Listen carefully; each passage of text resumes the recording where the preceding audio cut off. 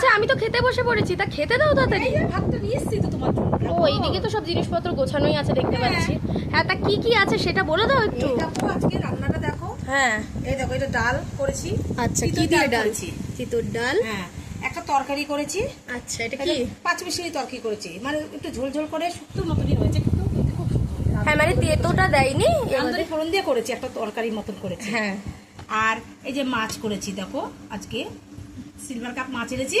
হ্যাঁ। সেই আলু বেগুন আলু দিয়ে আর পাতলা করে ঝোল আর বিলতি ধনে পাতা দিয়ে করেছি আজকে। টমেটো দিয়েছি দেখতে পাচ্ছেন। আর একদম বাড়ির কাছে বিলতি ধনে পাতা ছিল, তার দিতে এনে ঝোল করছে।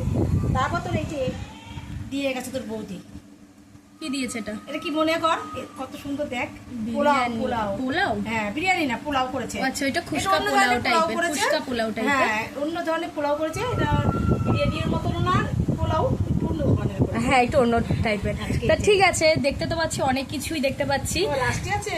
লাস্টে আবার একটুখানি টক দই আছে, হ্যাঁ। কারণ আমি টক দইটা খাই, সেহেতু একটু টক দই শসা দিয়ে একটা রায়তা টাইপের বলতে পারেন করেছে। তা ঠিক আছে বন্ধুরা, আজকে আমাদের মানে খাওয়া দাওয়ার ভিডিও কেমন লাগলো অবশ্যই সেটা কিন্তু জানাতে ভুলবেন না। আজ এইটুকুই, টাটা।